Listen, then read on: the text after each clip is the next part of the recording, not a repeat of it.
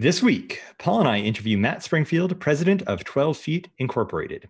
In the news, suddenly, a new Drupal remote code execution bug appears, the state of password managers, and the Parliament of the United Kingdom calls for an antitrust probe of Facebook. Stay tuned for all that and more on this episode of Application Security Weekly.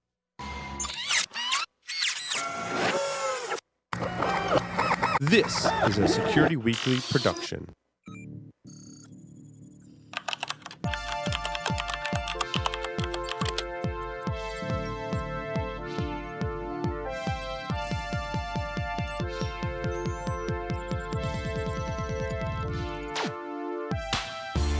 Signal Sciences secures the most important web applications, APIs, and microservices of the world's leading companies, protecting over 7,500 applications and 150 billion production requests per week. Signal Sciences Next-Gen WAF and RASP help companies increase security and maintain site reliability without sacrificing velocity, all at the lowest total cost of ownership. Signal Sciences patented technology protects any application against any attack, with integrations into any DevOps toolchain. Signal Sciences, demand more from your WAF. Learn more at signalsciences.com/PSW. Welcome, everyone, to episode 52, our 53rd episode of Application Security Weekly. I am, of course, your host, Keith Hoodlet. I am excited to be joined once again by my illustrious co-host, Paul Asadorian. Hey, Keith, good to be here today.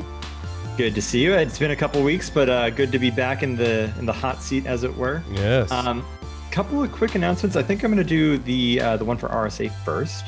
So Rsa Conference 2019 is the place to be for the latest in cybersecurity data, innovation, and thought leadership. Hashtag thought leaders. From March 4th to the 8th, San Francisco will come alive with cybersecurity's brightest minds as they gather together to discuss the industry's newest developments. Go to rsaconference.com/security-weekly-US19 to register now and get the discount for 5 Uniform Niner Sierra Whiskey Foxtrot Delta to receive $100 off a full conference pass. Now, that's in next? It's like week after next? Yeah, it's next week. Man. Yeah, a lot of the flurry of activity surrounding RSA has just been unbelievable, Keith. Matt and I just kind of solidified what we believe will be our briefing schedule, our free briefings that we're doing.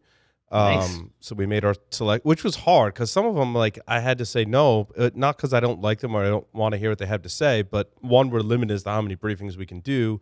Two, I've done briefings with some of the companies whose, PR agencies or whoever, requested it. So sorry if you're not on our list. It doesn't mean I don't want to talk to you. I do want to talk to everyone, but you got to make decisions. So yeah, a lot of activity, a lot of it now. My inbox is just flooded this week, and it'll continue to be flooded this week. So. Oh yeah, I mean, and I can imagine too. The other thing is people are getting there early for B-Side San Francisco, and then it's like you're just right into the thick of it. And I hear you. It's a marathon week. I mean, from a conference perspective, having worked it back when I was at Rapid7 and then again at Bug Crowd, it's just like you are go from 7 or 8 a.m. in some cases. You get breakfast with folks all the way through until 11 p.m. Yeah. It's a nightmare. But good luck to everyone that's going to be out there. I hope you enjoy. I know one of my associates, Matt Chung, is planning to be out there for B-Side San Francisco doing some Crypto Village stuff. So that is going to be pretty cool for people to check out as well. Yeah, and we'll be in Broadcast Alley, so you can stop by and see us and say hi and giving out some stickers. And what did we get this year? We got the little microfiber cloths to clean your glasses. Yep. Basically on request now because I started wearing glasses. So actually, if you check my Twitter feed at Security Weekly, I'll post the glasses that I like because I've gone through almost a dozen pairs in the past year until I found the ones that I like. Because they're not prescription, so they're not expensive. And some of the other, they break. Even the more expensive ones I find are breaking and stuff. So these I bought on Amazon. They're like $15. They seem to do the trick. So nice. These are my $400 designer Adidas glasses with the blue film filter to it. Yep. So yeah, no, these things are precious and expensive. Right. So we're going to jump into the news first with stories for the week of February 24th. A couple of interesting ones. First one that I wanted to highlight, though, was, of course, websites being hit or potentially being targeted by the new remote code execution in Drupal. Yikes! Yet again, another situation where you've got a CMS which runs, I think they say something like 6 or 7% of the internet's CMS, services, which is probably several million websites. I think they say 1.2 million in total as of this month. That could be potentially vulnerable.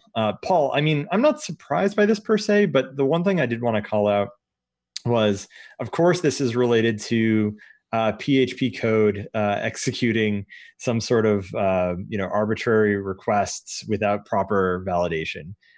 I mean, what year is it again? Yeah, it's kind of disheartening to see the CMSs that are very popular today not really benefiting from all of the security processes that we talk about in the show. I mean, development and security processes we talk about in the show. I think they have a lot of catching up to do, and they've got a really hard problem because, so off the top of my head, let me see if I can put this together, right? One, they're not Microsoft or Apple or Google. So creating this software with a large team and implementing the secure process is really hard. I mean, those larger companies, Microsoft, many years ago tried to fix that problem and did a really good job. They've got a lot of resources at their disposal. Smaller, I mean, even though they're big companies, they're still small compared to the big players. So WordPress and Drupal, and even Adobe to a certain extent with Cold Fusion. I think still some people still use that. I think it's hard for them to be like, okay, we're going to stop everything and rewrite or go in a new direction. That's really it's kind of disheartening to see these vulnerabilities come out like that. And I also think they suffer from an SAP-like problem where they provide this framework and then you're going to go off and customize that very heavily with plugins and add-ons and themes and custom code and all this stuff. So you've got your own conglomeration of a vulnerability that's hidden under the covers and stuff that you've done that can make it easier or more difficult depending on the vulnerability to exploit it. So the one thing I will point out for this as well, for those listeners that have a Drupal service running in their environment of some variety. So the things that are important to note here is you're vulnerable if you're running Drupal 8 core RESTful web services module as being enabled and allowing patch or post requests. And if you have, or if you have a web services module enabled, such as JSON API in Drupal 8, or services or RESTful web services in Drupal 7. So get ye to the patchery if you have either of those situations in place. Basically, if you're running 8.6, you need to upgrade to 8.6.10. Or if you're running 8.5, you got to go to 8.5.11 to go ahead and make sure you're in the right place. Now, for Drupal 7, it sounds like they haven't put any sort of core updates in place for this. So yeah, maybe just update to one of those new Drupal 8 versions. But it looks like there are some contributed modules that require updates in this case as well. So yeah, technical debt meets remote code execution match made in heaven. Yeah, and I think they also have that huge technical debt problem, right? Where there's so many different versions deep. They're relying on things like PHP, and the technical debt is just massive, especially not just for Drupal themselves, but the people who have implemented them, right? If you're so many revisions behind, I think I was talking about this on Paul Security Weekly, like having a way to basically containerize it and snapshot and back up and push forward and have that flexibility is hard because these systems are so complex and based on so much legacy code.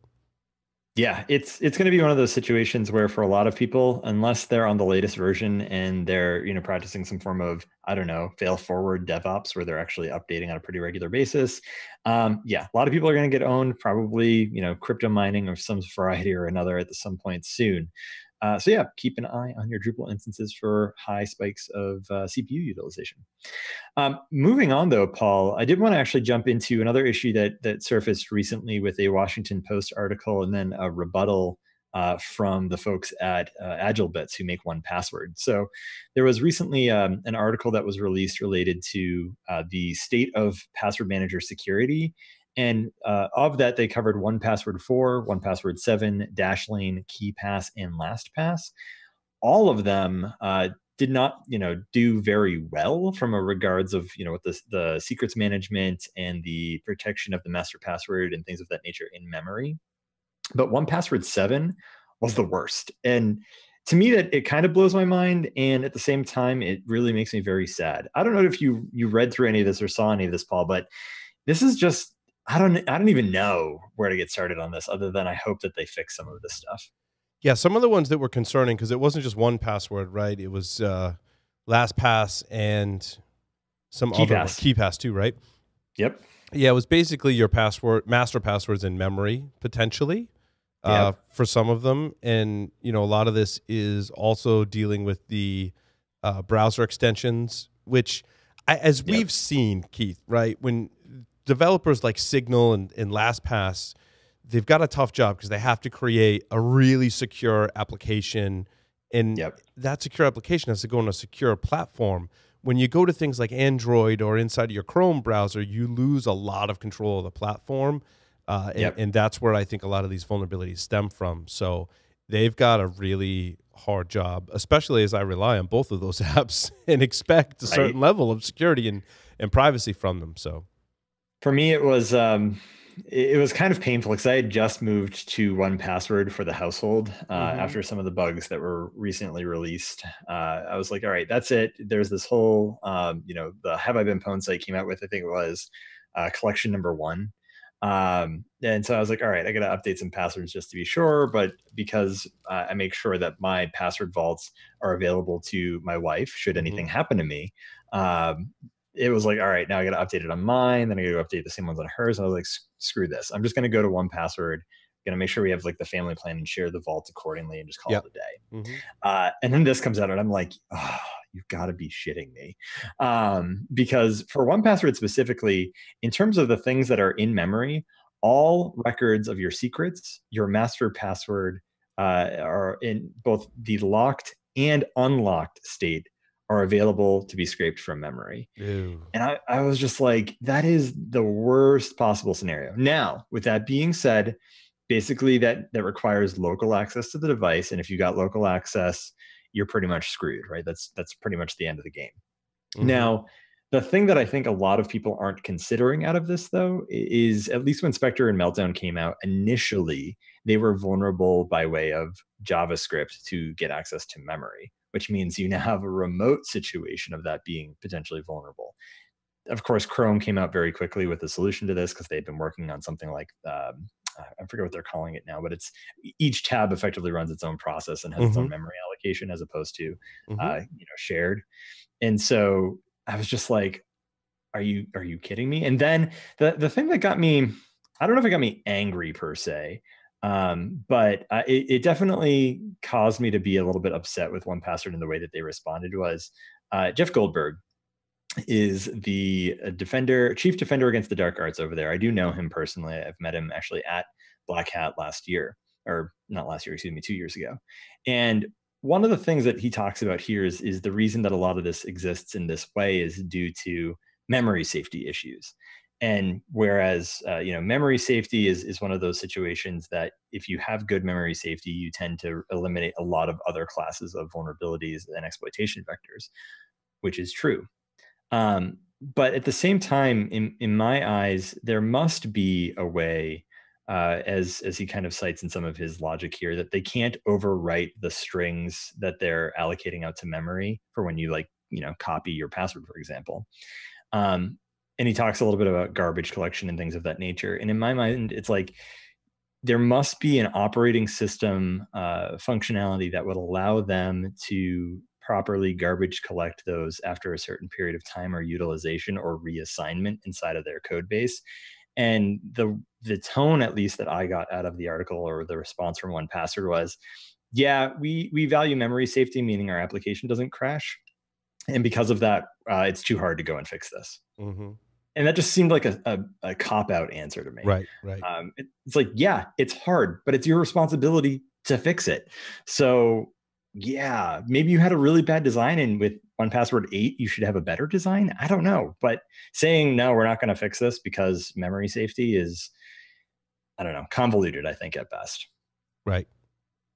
So moving on from that, just keeping an eye on the time here, a couple of things that really stuck out to me this week, and we called it out in 3 separate articles on 3 different areas of discussion, is Facebook. They are in the news pretty much everywhere last week. Yep. The first one that got me thinking, and I did recognize now that it's in a Wall Street Journal article that some people will have difficulty accessing, was how applications using the SDK that Facebook provides are providing data almost immediately back to Facebook as a result of what is probably the default settings inside of the Facebook SDK. And it just blows my mind. It's like the app doesn't have any association with Facebook. You might not even have a Facebook account. You might not even be signing in with a Facebook username or token of some kind. And yet these applications are sending data directly back to Facebook. I don't know, Paul. It's like, what the heck kind of timeline are we living in? I've done some development of Facebook apps, and not ones that the end user would use, but getting data to and from Facebook via an API. And there's a lot of restrictions on applications, and they like regularly review and update APIs. There's a lot going on there. It kind of makes me think that we could speculate that what they're allowing is done on purpose, because all of their apps and their API access is very highly scrutinized. So when I hear things like, well, these apps are able to do stuff, even though you're not signed in and stuff like that, I'm like, it almost has to be on purpose in my mind, having, experienced and worked with this technology. And that's, again, speculation, but feigning ignorance, right? It's the situation of, oh, it's not our fault that it's built that way. One of the things that this one grinds my gears is when Facebook was asked about this by the Wall Street Journal, specifically related to some health and financial applications. The Facebook spokeswoman's response was, "We require app developers to be clear with their users about the information they are sharing with us." That's not how any of this works. If you don't want the information shared with you without properly validating this process, don't accept the data until you've confirmed that the applications are doing as you require. This is just a total cop-out. It's absolute BS in my eyes. And that was further down in the article. But I don't know, Paul, the things that they were specifically looking at, or at least a few of these, one was related to a woman's ovulation cycle, and it was a tracker of that. Of course, Facebook was hoovering up all of that data, which is just like, okay, great, that's pretty personal data. Another one I think was like a health-based app, so people trying to lose weight, for example, and of course, tracking that sort of data is, again, fairly personal for some individuals. And between this article and I'm reading a really good book talking about surveillance capitalism, I can only imagine the kind of inferences they can make about individuals based on some of these applications. Like, for example, I don't know, if a woman's tracking her ovulation, she must be trying to get pregnant. Ergo, maybe they're trying to start a family. Ergo, we're going to have Target ads that are going to say, oh, here's 10% off baby formula. Which, by the way, if you're not pregnant and you're not trying to tell people you're pregnant and it suddenly shows up as you're browsing on your phone and, you're sitting with someone, that's a pretty big breach of privacy, I think. I mean, I'm not a woman, myself, but I can imagine that that's probably a very personal bit of data to have collected about you. No, I agree, because I think it kind of speaks to your health records, right? And if your employer or potential employer were to take action based on that information, that would be really bad. It's one of the reasons why we have a HIPAA, right? Yeah. And you'd think that, at the end of the day, Facebook should maybe be hit with HIPAA violations because of how much data they're losing and how much of that data they're collecting that could be, I don't know, HIPAA data.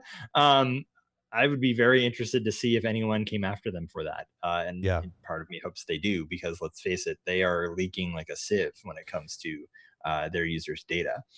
Speaking of leaking, so much so I've sworn off of Facebook. So same. I mean, it's been, 6 years now at this point. But in fact, I was going to say the UK has foreseen that, Facebook is doing such a poor job of managing their data, and they're not really acting in very good faith, that their parliament basically says we should go after them for antitrust and data abuse violations. Antitrust is big. That's like not a small deal. Yeah, and I think a lot of our peers, as we've seen, their interactions with Facebook have, and it doesn't happen overnight, right? But slowly I'm seeing the trend where the value that people are getting out of Facebook balanced with the risks is not worth it anymore. And I don't think Facebook's going to go out of business, right? But I think there's going to be a shift to people just opting out. A lot of people are converting their personal Facebook feeds into pages, and I think people are just treating it differently, which I kind of agree with, given my recent actions. That I just think that if I'm going to post, it's going to be better off on another network. And given that we cover some kind of Facebook issue every week, yeah. Yeah, and it's just like, in my mind, I don't know if it's the gall of the way that they treat users' data, or Yeah. just the sheer ineptitude at which they're pursuing some of these things. And by the way, it's not like they don't have smart people. So in a lot of ways, you think, okay, is this done on purpose? Because at Right. the end of the day, the people that work there are not, just some people that just went to a boot camp and got hired. These are, PhD scientists that have gone to some pretty well-known universities, Mm-hmm. and done some intense research. One of the things cited in this article from TechCrunch is the committee's conclusion about Facebook's business is a damning one, because of the fact that, far from Facebook acting against quote unquote sketchy or abusive apps of which action has produced no evidence at all, or excuse me, of which their action has produced no evidence of all, that they are in fact working to stop such apps, but rather making them a part of their business model. End Mm-hmm. quote. It's like, yeah, I think that pretty much says it all. If they're including more vitriol as part of their feed to get people to use it more, and then of course they're not acting in good faith about the way that they manage their data. Yeah, I think that they pretty much hit the nail on the head, and it'll be interesting to see with the UK, if they do pursue an antitrust legislation against Facebook, what that means, right? Because the Mm-hmm. UK antitrust, it could mean maybe they can't operate inside of the UK as a single entity, but I don't imagine it has as far-reaching implications as if maybe the US went after them for the same thing. Mm-hmm. So, last story on Facebook, at least this week, is of course an interesting one, because Facebook is using data based on threats made against the company to track individual users from their use of Facebook to determine if they're like an actual threat to the company. This screams to me of, I don't know, wiretapping violations of some kind, Paul. Did you read this article? I did not. No.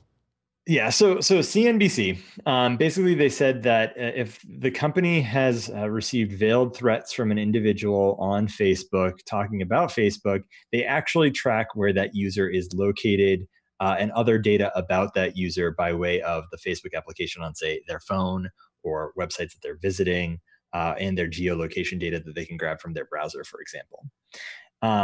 Which to me, that's kind of like, okay, you're not a law enforcement entity of any kind, and this is very extrajudicial activity to be able to track someone based on, I don't know, their phone location.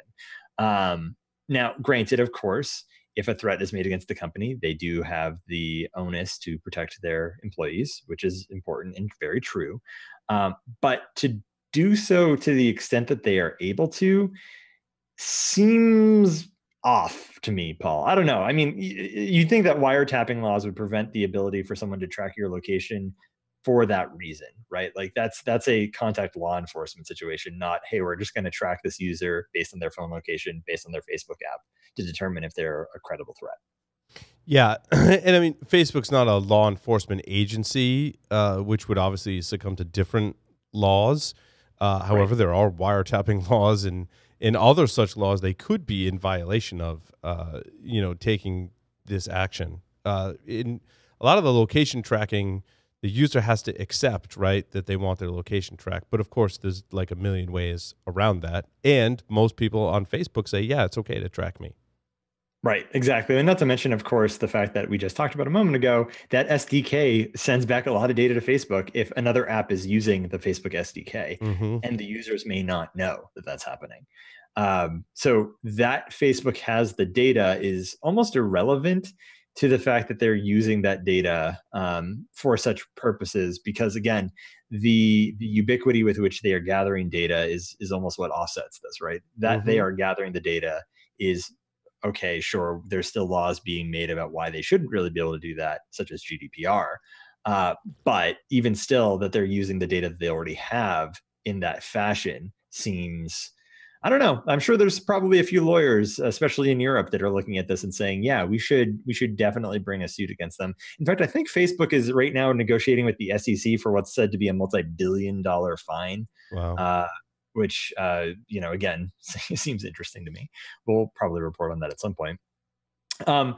Moving on, though, speaking of privacy violations, Google says that their built-in microphone inside of their Nest security device was never supposed to be a secret. Yeah. I mean, you'd think that maybe you'd tell people it has a microphone in it somewhere, as on the packaging, maybe.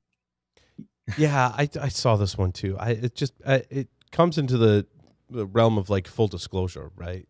Right. And it's interesting early on, when people started replacing, like myself, all these things in their houses with smart devices, your thermostat. And Nest actually early on, when some people hardware reverse engineered it, they're like, it has a Zigbee, wireless communications chip on it. And then nothing Right. in any of their documentation said that it had this. And they're like, so what is that for? So, not disclosing things breeds suspicion, certainly. And then, I mean, if you look at a blatant, what could be violation is a microphone in there, like why is that there? There are some legitimate reasons, I guess, why in some of their products, why it is there, but I forget the exact use case, but you can talk to your smoke detector or something like that. Well, again, like, wiretapping violation much. The thing is that they say it was off by default unless a user turned it on, but users weren't supposed to know it was there, which I find kind of circuitous in the way that logic works. But the Nest Guard specifically was intended to be able to detect things like glass breaking, right? Which is why you need a microphone. Reasonable, right? It's a security device, and it's not just going to monitor, of course, like the little RFID things on the door that move and determine that someone's opened the door. Of course, if a glass is broken, you kind of want to know that too. But you'd think that maybe either they wouldn't put it in if it's not supposed to be on, and then put it in later in version 2, sell more devices and make some more money. But yeah, now people are like, what the heck do you mean there's a microphone in this thing? It has no indication that there's supposed to be a microphone in here. So I don't know. I don't necessarily buy their mea culpa here, Paul. I think that they just decided to say, hey, it's a security feature, and calling it a day. I don't know. I bet they get fined for it somehow. I hope. Maybe. We'll see. So another one that I did want to quickly talk about is, when you work with contractors, especially handling records, you got to do a really good job of validating their, quality of work. And an IT subcontractor left 2.7 million recorded calls from people seeking medical advice, and they left it exposed to the internet since 2013. Yikes. In Sweden, nonetheless. Like, not a great place to leave it.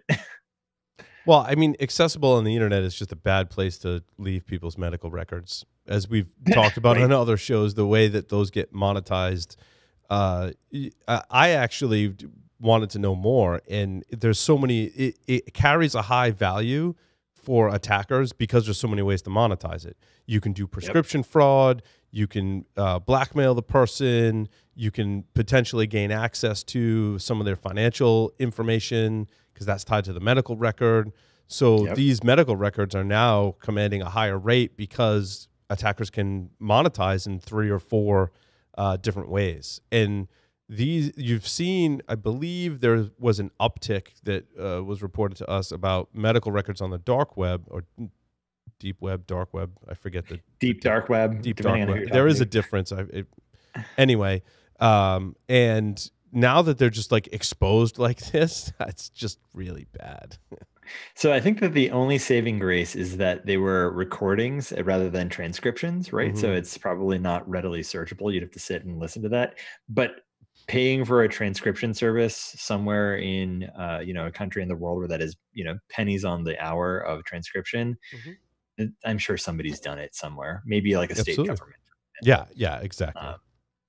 So yeah, it's those camps that they find in different countries where they're making sure you follow the party line, and then they have you sit there and transcribe English all day, or Swedish in this case. The other one that I really wanted to cover pretty quickly before we jumped into our interview here in the next segment was life on the other side of digital transformation. And I found this article pretty good because it talks about, those companies, a lot of them are in transition. They are all talking about, yeah, we're going through a digital transformation. The thing that I think I enjoyed most about this is it said, yeah, we are, no longer in the age of electricity. So people saying we're in the age of digital transformation is kind of a snore at this point. Because if you're not in that direction already, well, you're pretty far behind. Um, the other thing, though, that I thought was interesting about this is they talk about some of the technologies that companies are starting to leverage using the acronym DARQ, DARQ. And so that's distributed ledgers, artificial intelligence, extended reality, and quantum computing, which I thought was kind of an interesting acronym. And some of the numbers that they have around this survey, which again, I know it's survey data, Paul. I know that you love survey data Love so survey much. data. But it did a pretty good job talking through where some different C-suite and executives are starting to leverage their finances, and AI was a pretty big winner with 41%. So I'm curious to know what they're using it for, honestly. But I don't know if you caught any other kind of notes from this article. I know, Paul, you love to hate surveys, so I thought that I'd throw this in there and see if you had any reaction to any of this. I don't have anything off the top of my head that makes me want to like shred this one, but so All they right. get a pass this week. Good. So the one interesting thing I will say is that I've got a science-based article talking about medical science specifically that I'll share next week, talking about how artificial intelligence and machine learning is effectively reaping bad science due to reproducibility issues. So I'll share that next week for our listeners to start looking at, okay, a bunch of companies are using AI now, and it's hurting our ability to do science, ironically. So there's that.